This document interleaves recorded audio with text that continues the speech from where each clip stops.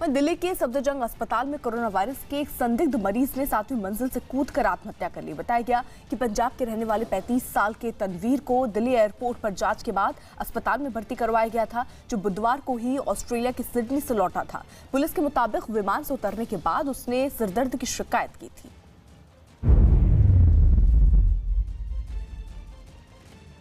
दिल्ली के सफदरजंग अस्पताल में बीती रात एक युवक ने 7वीं मंजिल से छलांग लगाकर खुदकुशी कर ली। सफदरजंग अस्पताल में उस युवक को दिल्ली IGI एयरपोर्ट से रात 9 बजे के आसपास भर्ती कराया गया था।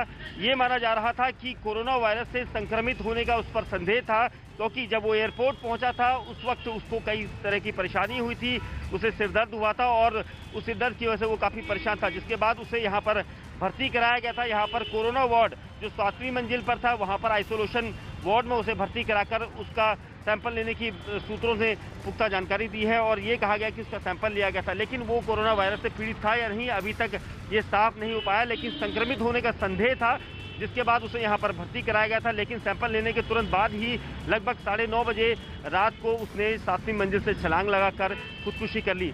मृतक युवक पंजाब का रहने वाला था, जिसकी उम्र 35 साल थी और वो पिछले 1 से 1.5 साल से सिडनी में रहकर पढ़ाई करने की बात कर रहा था। और यही वजह है कि अब पूरी तरह से जो सैंपल लिया गया है उसकी रिपोर्ट आनी बाकी है, लेकिन क्या रिपोर्ट कैसी रहेगी, पॉजिटिव रहेगी या नेगेटिव रहेगी, इसके बारे में जानकारी अभी नहीं मिल पा रही है। लेकिन पुलिस का कहना है कि इस पूरे मामले में जांच की जा रही है।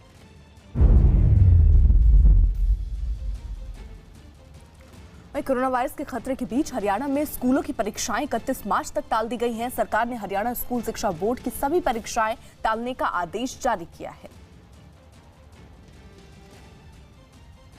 तो अब हरियाणा सरकार की तरफ से जो सभी परीक्षाएं हैं वो 31 मार्च तक टालने की बात कही गई है। सरकार ने हरियाणा स्कूल शिक्षा बोर्ड की जो सभी परीक्षाएं हैं उनको इस टालने का आदेश दिया है। कोरोना वायरस के चलते ये तमाम कदम अब एहतियात के तौर पर उठाए जा रहे हैं और इसी के तहत एक और कदम हरियाणा में उठाया गया, जहां स्कूलों की जो परीक्षाएं हैं वो 31 मार्च तक के लिए टाल दी गई।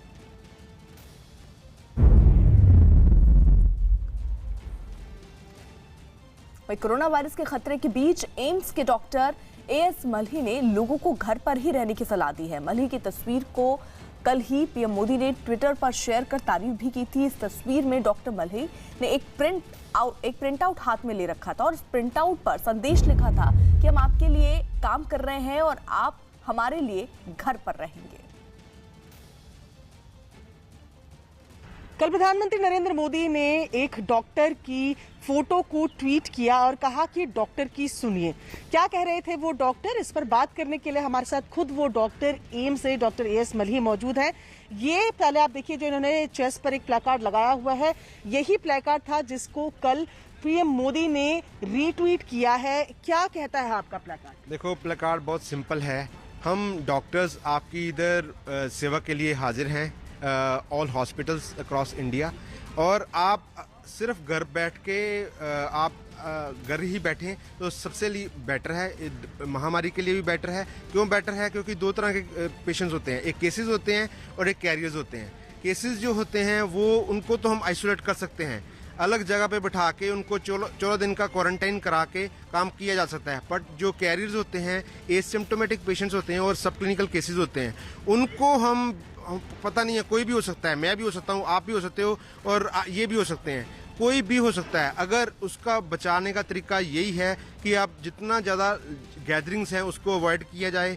जहाँ जहाँ मॉल्स हैं, सिनेमा हॉल्स हैं, हॉस्पिटल्स, इवन OPDs भी हैं, वो भी मैं तो कहूँगा कि जितना उनको कम आए तो ज़्यादा बेटर है जी। यानी कि ये जो लिखा है, पहले मैं आपको पढ़ के बता दूं, I stayed at work for you. I यहाँ पर डॉक्टर के लिए है, यू पेशेंट के लिए है, तो आई stayed at work for you, you stay at home for us. यानी कि